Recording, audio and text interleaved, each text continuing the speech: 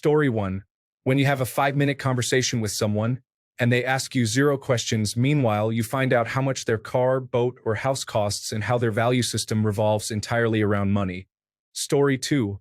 When they have an opinion on everything, with little to no knowledge about the subjects they are so opinionated on, and still utter it, sometimes even scream it, with such pure conviction like it's given fact, presenting their opinion as the only right one. Story 3. There was this one guy that I met a few years ago, and as soon as I told him I don't like people touching me, he tried to give me a hug. Disrespecting someone's boundaries is a pretty quick way to make me dislike you. Story 4. When they say one thing to make themselves look good, but then do the opposite when they feel like they can get away with it. Like saying they are against littering, but then they litter when they think no one is watching. People like that are shallow and cannot be trusted. Story 5. Being a short-tempered person, they have anger issues that make them suddenly throw, kick, or punch things, yell, and so on, followed by a long period of sulking. I know it's caused by various factors, many of which cannot be helped without professional intervention, but still, I just can't stand being around people like that. Story 6. Low emotional intelligence. Someone can be a bit dumb, but when they seem to be actively not getting it, that suggests to me that they are not only fine with their low emotional intelligence, but they seem to think that it's not a problem for them or anyone else. Unfortunately, unscrupulous people target these people for their own uses because they, too, have low emotional intelligence. Story 7. Work in real estate development, the stereotypical New York City attitude. When all they care about is how much money everyone is making versus improving a community makes me need a shower after meetings. Story 8. When they don't listen to my boundaries, especially when I don't know them well, I'm more forgiving with people I know well. But if I don't know you well, then the second you disrespect my boundaries or make me uncomfortable, I will immediately dislike you, and you won't get a chance to redeem yourself. I will tolerate the person at group events in the future, but I will never want to be friends with them or go out of my way to talk to them. Story 9. People who are too cool to get to know you and they put 0 effort into the conversation. They do not care if you are feeling comfortable or not, especially in new situations like a new job. Comes across as snobby. Story 10. I hate cats. I don't mind people who don't like cats and choose not to have them, but people who hate them and wish them harm are an instant no for me. Story 11. Casually humiliating, insulting, or embarrassing people in front of others as a form of entertainment. I'm a chill guy, but that kind of stuff isn't funny to me. It's pretty sadistic and honestly, it's shocking. It's poor character and a terrible method of drawing attention to yourself. Story 12. When I notice they refuse to greet someone back when they clearly heard or noticed them, I just can't understand that level of blatant rudeness. And this is coming from me who has severe social anxiety. Story 13. Changing their voice to be cute. Immediate attention-seeking behaviors. They try to convince me not to dislike someone. They force God or any religion onto me. They disrespect my partner or child. Animal cruelty. Littering. Disrespecting nature in general. Story 14. When people in a Teams meeting ask the exact same question that someone else just asked and receive the answer to, even though they were already on the call, pay attention. Story 15. People who feel the need to brag or boast about money or possessions. I don't think it's a crime to have money, but it's not a personality trait. It's just stuff. It's not who you are. Story 16. Not asking any questions, mostly before or on dates. The whole point would be to get to know each other. You have told me your entire life story, but you still don't know anything about me. Story 17. I'm a male feminist type dudes. Bro, we get it. You just want to appeal to women, you can be honest. Every guy who gives himself this title always ends up being a creep and tries so hard to look virtuous. Story 18. 1. They make fun of other people for no reason, like total strangers. 2. They are too brand conscious and ask you about what brands you are carrying, such as iPhone, Gucci, or Louis Vuitton. 3. Religious but hate animals? How does that even work? Story 19. There's an easy joke to make from my name that I was tormented with as a child. Occasionally, I'll meet someone and they'll say the thing and instantly I dislike them. Story 20. Sometimes it's just a few words, but especially how it's phrased. I was in a phone conversation today, and we both started a sentence at the same time. I stopped talking, and he said, "Shall I continue?" In a condescending manner. That will do it. Story 21. Showing cruelty or disregard for other people and animals. Not being open to hear anything they do not already agree with. Being a friend of convenience who only gets in touch when they need something. Liking bro country. Story 22. If you own dogs but don't pick up your dog's poop, or if you do pick up your dog's poop but then leave the poop bag with waste on the sidewalk instead of throwing it away, I'm surprised how many people do the second one. Story 23. A specific brand of dog people who are obsessed with dogs to the point of being entitled but despise cats passionately and talk about how they're cold-hearted and feel no love for their owners. Usually, they tend to be control freaks who don't even know how to respect their own pets and only like something that adores them unconditionally as opposed to actually trying to earn said friendship by bonding and respecting them. Story 24. I had a coworker whom I used to get along with until a couple of months ago when he gave a speech about how men and women can't be friends because women are promiscuous, especially when they drink and just want to be with anyone they encounter. This was not only ignorant, but he also tried cheating on his girlfriend and told us he couldn't follow through because he couldn't perform. He went from being a decent person to work with to someone I can't stand. This all happened this past summer. Additionally, he mentioned he's surprised I haven't been involved with our foreman. I'm surprised I haven't knocked the extension ladder over while he's 40 feet in the air. Story 25. Cruelty. If someone is going to be rude to a service worker or kick a dog for no reason, I do not want them anywhere near me. People who are unnecessarily mean can get bent. Story 26. They're very gossipy. I'm not here to audition for season 13 of Love and Hip Hop Atlanta. I'm just here for some good vibes, to be spontaneous, and to cherish some memories together. Story 27. I am usually friendly with everyone, smiling softly when I make eye contact if I'm out and about, talking to people if they're looking around like they don't know the area, and so on. However, I was in an elevator when it stopped, and a mother and her 5 or 6-year-old daughter entered for the ride down to the ground floor.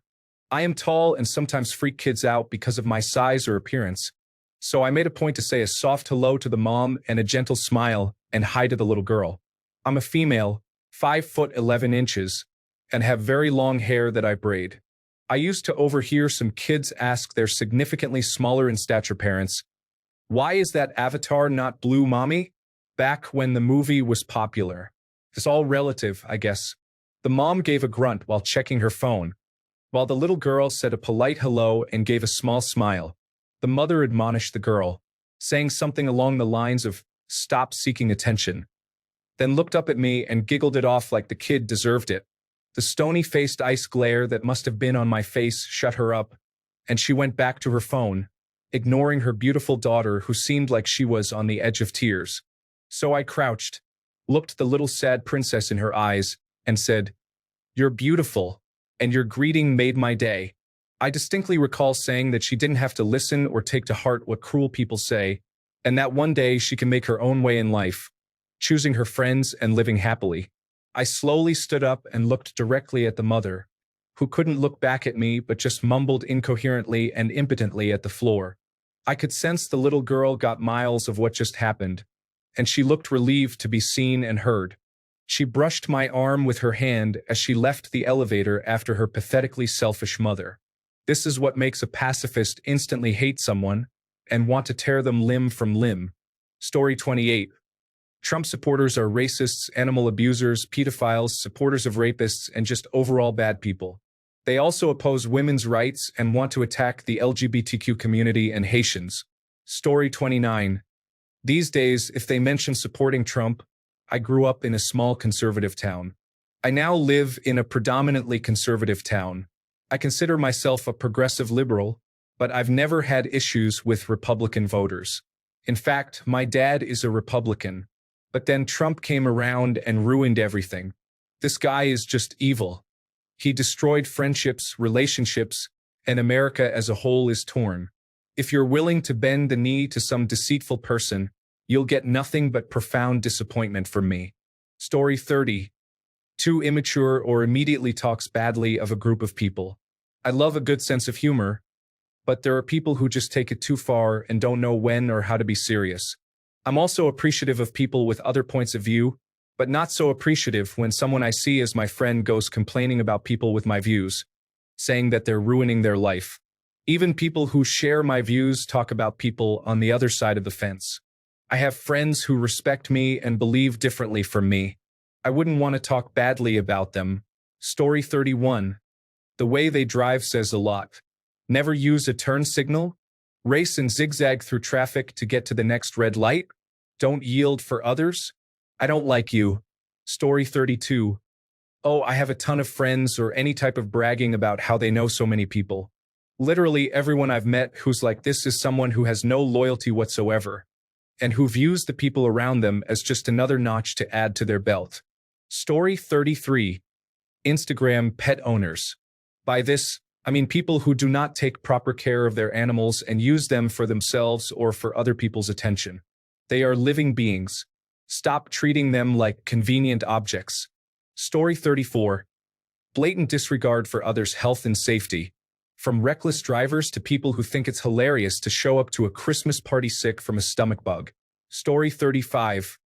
Always playing the victim. Constant humble bragging. Overly self-deprecating to fish for compliments. Acting like they are above emotions or feelings. Using intellectual jargon to belittle others. Pretending to care but obviously disinterested. Trying too hard to be mysterious or deep. Using others' struggles as their own talking points. Fake modesty. Always bringing conversations back to money. Excessive name-dropping. Treating everyone as a potential stepping stone. Insincerely agreeing with everything to gain approval. Claiming they are always right. Pretending they do not care about anything as a defense. Exaggerating their importance in minor situations. Downplaying others' achievements to seem superior. Using sarcasm as their main form of communication. Acting cold or distant in a calculated way. Never showing vulnerability even when appropriate. Taking pride in being brutally honest but only when it is hurtful. Turning every conversation into a debate. Constantly referencing obscure knowledge to feel superior. Always needing to be the smartest person in the room. Trying too hard to appear as an outsider or misunderstood. Avoiding personal responsibility by playing aloof. Offering unsolicited, condescending advice. Acting like they are too enlightened for normal human interactions. Using their personal hardships to manipulate or guilt-trip others. Dismissing everyone else's opinions as trivial. Overly dramatic reactions to minor inconveniences. Speaking in cryptic or vague terms to seem more interesting. Over-apologizing to seem harmless or pitiful. Acting indifferent to things that clearly matter to them. Constantly trying to test others in subtle ways. Sharing personal information too soon to force intimacy. Claiming moral superiority over everyone. Refusing to ever compromise. Taking excessive pride in not following social norms. Mocking people for enjoying simple or mainstream things. Constantly seeking validation for everything they do. Creating conflict just for the sake of excitement. Bragging about their ability to manipulate situations or people. Pretending to be uninterested in something to appear cooler. Criticizing others for traits or habits they have themselves. Refusing to help others while expecting help in return. Acting passive-aggressive instead of being direct. Trying to dominate every social interaction. Being overly competitive in casual settings. Always finding a reason to complain no matter the situation. Minimizing or dismissing others' struggles or feelings. Refusing to admit vulnerability even when it would help. Holding grudges over trivial matters. Using self-pity as a tool to manipulate sympathy. Laughing at others' discomfort or embarrassment. Expecting constant praise or attention from everyone. Giving backhanded compliments as a way to subtly insult. Seeking conflict or argument as a way to assert dominance. Presenting themselves as an authority on every topic. Making others feel guilty for not agreeing with their opinions. Story 36. Those who speak obnoxiously loud in a know-it-all tone. A classroom is a space for learning. People who shout at the top of their lungs, eavesdrop on other people's conversations, and talk loudly with the teacher to show off that they are interacting with them is so annoying. Story 37. Making fun of someone behind their back or gossiping, bragging, lack of self-awareness, being self-centered, immature behavior, and the belief that one is always right. So, basically narcissists. Story 38. Interrupting people in a group conversation. I was at group therapy and one of the members just went, "Okay, next." When another member was in the middle of their story, it immediately set everyone else off. I was just so upset. Story 39. If they insist that I drink. My liver is fragile, and not even because of drinking. Your need to drink and assert dominance never outweighs my need to live. I don't insist that you go to CrossFit or learn how to program an Arduino just because we met. I'm too old for this, and my son is too young to lose me. Would I like a drink? Of course. Can I have one? No. I'm not supposed to eat a bunch of things either. If your sympathy for the tiniest of accommodations, that I not mirror you, is that small, we don't have much to talk about.